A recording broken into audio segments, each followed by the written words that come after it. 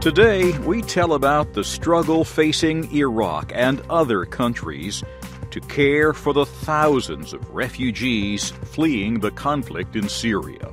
Then, Kelly Jean Kelly tells about a planned free trade area in Central Africa. The plans were approved 20 years ago, but have yet to be carried out. We will look at why that is.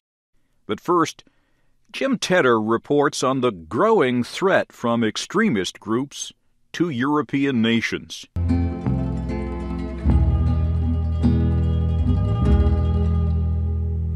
The British government recently warned that anti-Islam extremism is a real threat to security in the country. The warning comes as some observers have noted increasing activity among what they call counter-jihad groups across Europe. As we hear from Jim Tedder, those groups are reported to be seeking new members. Anders Breivik killed 77 people in Norway in July of 2011.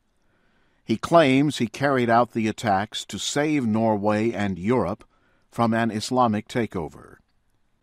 After the attacks, Britain added far-right extremism to its planning for fighting terrorism.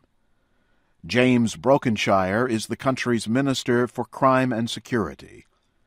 He says 1 in 10 cases of extremism now under investigation is linked to what he calls the far right.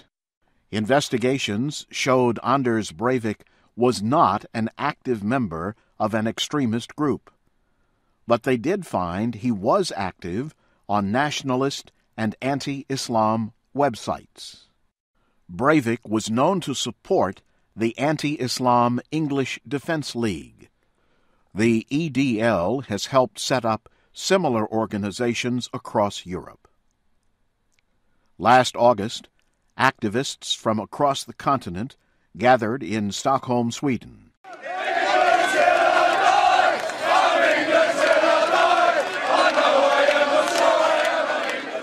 Among them was the EDL's organizer, who calls himself Tommy Robinson. It's about us sharing ideologies, sharing resources, and working together, planning where we're going to go over the next 12 months in order to highlight the truth about Islam. The British government says the cases of far-right extremism that it is fighting are, in its words, self-starting groups and individuals. Again, Britain's Minister for Security, James Brokenshire. The far-right threat is not as widespread or systematic as the Al-Qaeda-inspired threat, and operationally there are vast differences. But we also notice that at the same time, at its core, the far-right appeals to people who share many of the same vulnerabilities as those exploited by Al-Qaeda-inspired extremism.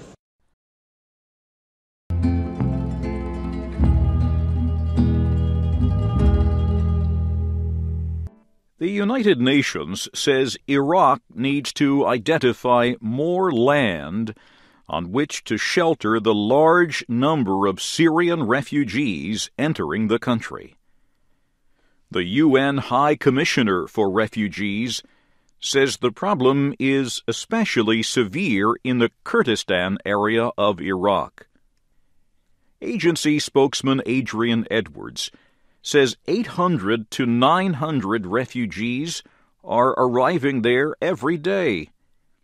He says this is 2 times as many as just 3 months ago. The numbers are increasing so fast that capacity to accommodate is becoming a very real, very immediate problem. It is a problem around the region, but right now it's acute in Iraq.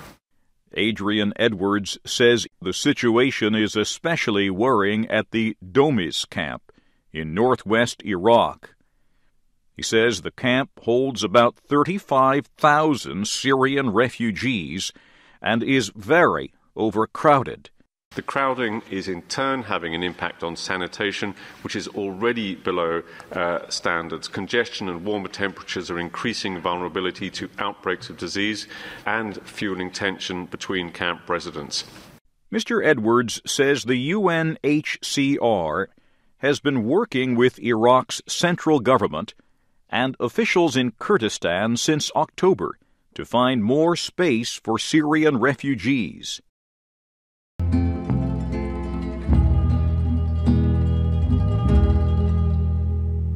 It has been more than 20 years since 6 African nations agreed to create the Economic and Monetary Community of Central Africa. The 6 nations agreed to lift trade barriers. Yet there has been little progress in creating a free trade area.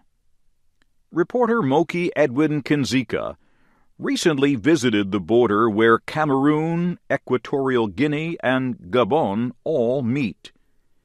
He found the movement of people and goods is as controlled as ever.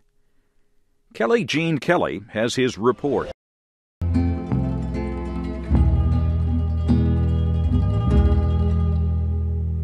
The town of Kiosi in Cameroon is on the main road leading to Equatorial Guinea and Gabon.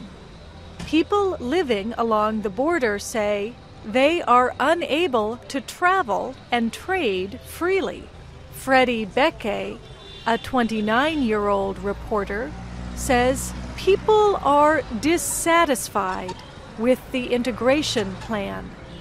He claims that police in Equatorial Guinea and Gabon have made threats to Cameroonians. Some Cameroonians reportedly were forced to return home.